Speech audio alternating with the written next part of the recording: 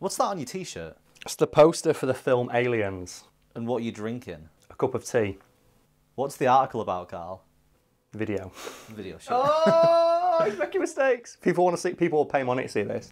We can set up a Patreon so people can see this. This is the uncut content. Yeah, me sipping a cup of tea and you flubbing a line.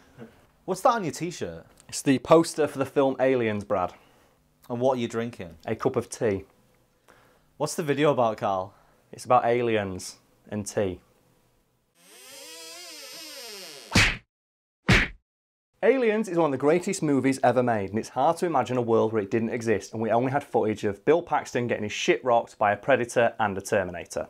Apparently though, production of the film was almost halted in its tracks by the British production crew and their insistence upon drinking a nice cup of tea every single day, and an asshole director who thought he could do better than James Cameron. Well, Karl mentioned the great Bill Paxton there. Yes, I did. And I mentioned it purely because I want you to put in the clips of him getting his shit rocked by three of the most iconic creatures from the 80s. The Terminator, the Alien, and of course, the Predator. He's not the only one, is he? No, Lance Henriksen has also been killed by all three. And I love the idea that there's only two actors who can say that happened to them. But what I like to imagine is that if those two guys ever met up, right, obviously before Bill Paxton sadly passed away, I think Lance Henriksen's still going, so you hang in there, mate. If they ever met up at convention or anything, they talk about the fact, it's like, isn't it cool that we've been killed by those three creatures and no other actor can claim to have been like, had their shit rocked in such an awesome way? And then Sean Bean materialised behind and goes, excuse me, fellas, I think I might be able to throw my hat into the ring on this one. And they have a big old argument about who's been killed by the coolest thing. Because Sean Bean's coming in with the whole quantity over quality there, yeah, isn't it? That's what it is. It's like, you may have been killed by three of the most iconic creatures in cinema history, but have you been killed by an Urukai? Have you been killed by a herd of stampeding cows? That's never a real thing. I'm pretty sure that one's that's there. That's not real, is it? If that's real, you put the clip in right fucking now, because I want to see that shit. That's amazing. I know he also got ripped in half by two horses charging the opposite direction. Oh yeah, he does, doesn't he? We might not be able to put all these things, these sound a bit gruesome. Doesn't he also get killed by James Bond? Yeah, he did. Bond yeah, he was Blofeld, wasn't he? James Bond kicks him off like the edge of like a satellite or something. I think it's a Zeppelin. A Zeppelin. Something oh my like god, that's cool. Sean Bean might be in there. Like, the one that I like though is there was a headline once that made me absolutely lose my shit, where it came up Sean Bean to play Julius Caesar in play with predictable results. That's fucking brilliant. I also like as well, Sean Bean has technically been killed by the creatures in Doom. Like the video game Doom 2016, there's a brief moment where you click a computer and it says, oh, casualties on base, and it lists like 16,000 names really quickly. And amongst those names is Sean fucking Bean, which means even in a fictional universe he has no part of, he still gets killed. The thing I love about Sean Bean is people aren't watching a film to see if he dies. They're seeing if he lives. Seeing if he survives, yeah. It's like, when he survives till the end of the film, you're like, God, they must have cut a scene out. Yeah. I just love his nickname, though, in Hollywood, the walking spoiler. Because as soon as he appears in a film, you know he's dead. The other thing I like about Sean Bean is the fact that his name is the same spelling, but sounds different. It's like, call yourself Scene Bean or fuck off. That's the one. Scene Bean. You Scene Oh, Bean Sean Bourne. or fuck off. Also, he lives in Sheffield. He's from Sheffield. Does he own a pub here? He owns a pub. I think it's a fish shop or something like that. And there's a great story about Sean Bean, which I'm going to tell now, it's great. He once got stabbed on a night out when he was like chatting up a page 3 model or something like that. And what he did is he punched the guy out, walked back in, told the bar guy to call for an ambulance and finished his fucking pint. Now that is a fucking northerner right there, isn't it? That makes me proud to be northern. I hope he finished the chatting of the girl as well. One moment, came back bleeding out one side. I think what a chat like, it's alright, I've been killed before. So I imagine, it's like that line in Mass Effect 2, where like Commander Shepard comes back and you see a guy who knows you from the first game and goes, Shepard, I thought you were dead. And you punch him out and Shepard just says, I got better. Moving back to Aliens, despite the success of the first movie, Fox didn't have all that much faith in a sequel, and as such only gave James Cameron about $18 million to direct the sequel and gave him a pretty tight production deadline of about 80 days. Cameron didn't direct the first Alien movie, did he? No, it was directed by Ridley Scott. So how did he end up directing the second one? Well, apparently Cameron ended up directing Aliens by just calling up Fox Studios and saying, look, I want to direct a sequel to one of your movies. Can I come in and give you guys a pitch? And Fox was like, okay, Mr. Cameron, we'll give you a couple of minutes of our time. And I don't need a minute, I need 30 seconds. And before I tell this story about it, I want you as I'm like, telling this story, to represent the Fox executives' reaction to what James Cameron is doing, use that clip of Vince McMahon absolutely losing his shit that we've all seen online somewhere. Can you do that for me, Brad? Of course I can. Of course you can. Okay, let's continue with the story. So, according to Hollywood law, James Cameron, obviously, he knocked on the door and he walked in. And he looked over to the Fox executive and said, "Hello, I'm James Cameron." Cameron then walked over to a whiteboard that had been placed there before and picked up a pen. With that pen, James Cameron then wrote on the board, in massive, huge block letters, the word alien. After he'd done that, Cameron then drew an S at the end of alien to make the word aliens. Finally, Cameron then got the pen and drew 2 lines through the S to turn it into a dollar symbol. And that, ladies and gentlemen, is how James Cameron ended up directing Aliens. And that, ladies and gentlemen, is genuinely how James Cameron ended up directing Aliens. And I know we put in that Vince McMahon thing as a joke, but I imagine that's exactly what Fox executives did. And they just saw dollar symbols flashing in their eyes. So it was like a room of 20 people and all their chairs fell over. I also enjoy the fact that none of them get to witness me acting that out behind the camera. Yeah, no one's going to see, but it's fine, it's fine. Getting back to Aliens, once again, the exceptionally tight production schedule meant that James Cameron obviously wanted to get a fucking rush on, which didn't sit well with the British crew who were more content to just sit there drinking tea. How does British people liking tea slow down a production? Because production would halt every hour or so because the tea cart would come in and all the British crew would stop whatever they were doing and walk over to get a cup, which annoyed James Cameron so much that he got into daily screaming matches with the crew about their insistence on drinking tea whenever they wanted to. You say the British are so obsessed with tea that just the presence of tea makes them automatically beeline towards it? I'm not saying that, but that's what happened. And you're probably thinking, okay, that's kind of bad, but they were entitled to a break. I should point out, this happened every single hour, and the British crew was so insistent on getting their damn cup of tea that they would walk out in the middle of shots. Is there a specific example of the crew walking out of a scene midway through? Yes, there is. According to people who were present during production, there was a story that tells of James Cameron spending hours setting up a cool establishing shot of the alien queen, and as he was about to yell the word action, the tea trolley rolled on by with its squeaky wheel and all the production crew just walked out the front fucking door. And that alone is bad enough, but if you remember that scene, you might remember there's a lot of cool alien mist floating around. The production crew left the front door open to the studio, so all that mist just floated out, so they had to reset up the entire scene. Can you imagine how fucking annoying that'd be? You spend hours setting up this shot, and then you just hear a tea trolley go on by, and every member of crew drops what they're doing and walks out the front door, and then all the mist follows it. Even the mist wants a tea break. It'll be even more annoying if he feels a tap on his shoulder and turns around and sees like a Downton Abbey-esque old lady offering him a cup of tea. No, it's not going to be that. It's going to be Mrs. Doyle from Father Ted. So that's how I'm imagining this tea lady walking around. Because whenever I hear the phrase tea lady, I cannot picture anyone but Mrs. Doyle. You know what I can picture now? It's reminded me of Tomb Raider, when the waiter follows you around. Oh, that butler who follows you everywhere. Like, he's so committed to giving you a cup of tea. He will stand there as you unload on him with dual Berettas to the chest. And he's down on the floor. You think, is he dead? It's like, no. His will to serve is so strong. He pulls the bullets out of his body like a fucking Terminator, sits up bolt right like Undertaker in like WrestleMania, and comes back towards you with that tea with his hands outstretched like an undead shambolic corpse who exists only to serve tea. That butler is a fucking pro, and I hope he got a promotion. Because in my version of Tomb Raider, he fucking deserved it. Because I was backflipping over his head, shooting it, doing like gun catters on his ass. And he's just there going, "Tea, Mrs. Croft." I'm like, no, I'm just going to do ATV jumps over your head. I'm pretty sure every incarnation of him ever also went into the freezer. Oh yeah, and he's immortal, he can take it. But like, that butler deserved a promotion. Because I'm going to tell you right now, if I went for a job serving at a big old manor house, and the lady of the manor, the first thing I saw of her was doing sick 360s on a dirt bike, firing pistols in my general direction, I'm like, I want a fucking raise. You like walk in to serve her a cup of tea, and she's just doing backflips over boxes. The one I always felt really bad for is if you ever use the glitching to get on top of the roof and he can't reach you. Oh. And you can hear him walking around underneath because he wants to get his tea and he just can't. The one that always got me is I did the exploding Lara cheat in front of him once. Now let's imagine, like he writes in his diary, "Today I went and served the mistress some tea. She stood there in her training room. She did 3 backflips, paused the game and exploded. I found a thigh on my front." That Poor fucking butler, man. Tea, Laura! I told her she shouldn't have had the second cup. Don't drink too much tea while training, you'll explode. Oh my god. I'm not sure if it's the same in other countries, but in this country we do actually get breaks every now and then. Yeah, every 4 hours I think you get a 15-minute break. Something like that, yeah. The production crew that was working on Aliens had a really good fucking union, so they got a break like every hour without fail. And obviously some shots take more than an hour to set up, so James Cameron was just pulling his hair out trying to get the production crew to actually do some fucking work. I know what it's like to be on a film shoot and there's just someone not doing the right thing. Yeah, I know what that's like as well, and I can imagine what it's like for James... Don't give me that look.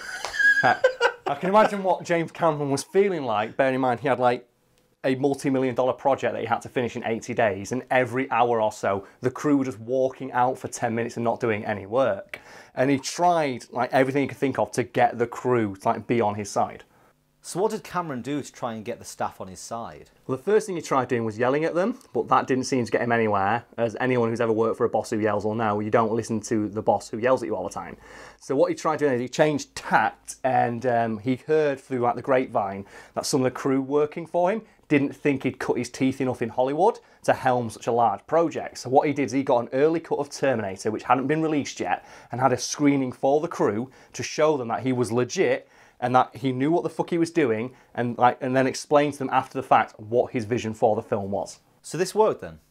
No, because the crew, although they did like Terminator and saw that James Cameron, had some directing chops, still walked out of shooting a few days later at the behest of the assistant director, Derek Cracknell. What was Cracknell's problem? Well, Cracknell didn't think that James Cameron was, experienced enough to helm the movie, so he went out of his way to torpedo his position as director by, conspiring with the crew against him. Like all grown-ups do. Yeah, because nothing says I will be fit to helm a multi-million-dollar movie project, like, pettily trying to torpedo the chances of the guy you were told to work under. What was this guy's name again? The guy who didn't direct Terminator. Ah, that's there it is, yeah. As if having his own assistant director attempting to undermine his authority at every given opportunity and having to work with a crew who didn't like him or would stop working randomly every hour or so wasn't bad enough, James Cameron was also at loggerheads with his director of photography, Dick Bush, through most of production. Dick Bush? Yes. Dick Bush. Let's just all take us a moment to just bask in the glory of that name. Wait, it was Dick Bush and Cracknell? That's a winning team right there, isn't it? Can you imagine if you're sat there and go, okay, Mr. Cameron, there are 2 people on this crew who really want you to fail, and they're a pretty good team. Because who is it? And he goes, it's your assistant director and your director of photography. And he goes, no, Crack and Bush! How do you defeat that? The power of Crack and Bush combined! It's like Bulk and Skull. Yeah, it pretty much was. 2 bumbling chuckle fucks who thought they could do better than the Power Rangers. But nah, fuck you. What was Bush's problem? Like Cracknell, Bush thought that Cameron was too inexperienced to helm the movie and argued with him about how to light certain scenes which Cameron didn't like. But he saw Terminator as well. Yeah, he did. And Terminator was lit amazingly on the budget that it had. And I should point out as well that the first Terminator movie didn't have a lighting budget. And that movie still looks amazing. Yeah. So apparently Cameron had to go out and find street lamps that had like mercury vapour in them, which is why the entire movie has that weird blue sheen to it. Like Joe in the Terminator, obviously, when Arnold Schwarzenegger first stands up and he's like glistening in that blue light. And people studying the film after the fact said, that was an amazing choice by Cameron. It gives the entire film this really nice blue sheen to almost it. Robotic. Almost, yeah. It's almost like James Cameron knows how to make a fucking movie, isn't weird, it? Isn't it? Yeah. To be fair to Bush, he did know what he was doing, but he did tend to make kind of stupid suggestions that I'm glad Cameron overruled him on. What suggestions did he make? Well, for example, do you know the scene where the Marines discover the alien nest? Oh, great scene. Yeah, the scene that's only lit by the flashlights of the Marines, highlighting the devastation caused by the alien horde and making the Marines look powerless and insignificant despite the fact they're holding giant whack-off guns. Well, Bush wanted to light that scene with giant fucking spotlights. Wouldn't that ruin all the atmosphere that scene has? Wait, Brad, so you're telling me that scene would have lost some of its impact and the claustrophobia we as an audience feel watching it would have been lessened somehow if it was lit entirely by 80,000 lumen spotlights that just washed everything out? Yeah, and also there's something about darkness that makes scenes look larger and more ominous because you never know what's out there in the darkness. Yes. Also, as well, I'd like to point out the first film, Alien, is famous for its use of light and dark because the titular creature is black, so it blends into the darkness, and the idea is you can't tell if it's an alien or machinery. Also, the sets look shit, and darkness is a good way to cover that. Yeah, the thing about practical effects is they require angles and lighting to make them look amazing. Yeah, which like the Alien films are like amazing at. Like I think there's a famous scene that's cut from the first Alien. We can use an example here where the alien crawls backwards like a crab. And they cut that scene from virtually every version of the film that exists, and I think it's just a deleted scene on the DVDs because it looks so stupid. Yeah. It's the one time that you see the alien like fully lit, and you can tell it's a guy in a costume. Whereas every other scene in that movie, it looks really odd because you can barely see any of it, and your imagination fills out the rest because that's what darkness does. And apparently, the guy whose job it was to light the film didn't know this. This is the problem with modern horror films, though. They think that seeing something frightening frightens people, whereas. Yeah. The best thing to do is leave it ambiguous so your imagination fills in the gaps with what you're afraid of. Yeah, that's why I contend one of the scariest movie monsters is at the end of Wreck, the original Spanish version, where they actually got a guy who's got Marfan syndrome. I think like Javier Botet, I think his name is, and like he's just got really unnaturally long limbs, and you only see him like just in shadow for a brief second, and it's really fucking scary. But like, if that was just seen walking through a supermarket, you wouldn't think that. And it's the same thing with the alien. Yeah. The alien's terrifying in the dark, and people know that. But if you put it in the middle of the day, it's not scary. And I'm really glad that, you know, like legendary directors like James Cameron, Ridley Scott haven't done that yet. Just insert the scene from Prometheus where the alien's running around in the middle of the day. He made the first movie, and he's... How dumb do you get? A creature that's entirely black and is terrifying at night, and he puts it in the middle of the fucking day. The alien also suffers from the problem now that everyone knows exactly what it looks like. Yeah, that's the problem, isn't it? That's why when they come up with these new concepts of aliens being bred with things, they shouldn't just fucking show them. They should be hiding in the shadows so you don't know what you're fighting. Yeah, well, people don't know, do they? Nah, they don't. For some reason, James Cameron didn't like the idea of completely washing out the alien nest scene with 80,000 lumens of eye-fuckingly blinding light, and told Mr. Bush if he didn't want to make the movie he wanted to make, he could fuck off, and he fired him and Cracknell. Well, yeah, if you're trying to sabotage his film. Yeah, you are actively trying to sabotage this movie I'm trying to make. Fuck you both. Well, we've seen the movie now. Yeah. It's good, wasn't it? Yeah, it was. Yeah. Wouldn't it have been better, though, if it just had, like, fucking giant spotlights everywhere? Yeah. The only way I'd accept that is if the Marines were holding the spotlights. If one Marine, like, instead of, like, Vasquez, instead of the smart gun, she's got a spotlight, and that's what her weapon is. That's the only way I'd accept that change. But yeah, James Cameron fired them both because they were actively trying to sabotage the project. And I believe he told the crew, it's like, look, we don't like each other, but let's just try and make a good movie. And they kind of like eased off on him a bit after that. According to people who worked on the movie, after that day, whilst the relationship between Cameron and the crew was still quite tense, it was otherwise amicable. On the 75th day, Cameron gathered the entire crew together to deliver a message.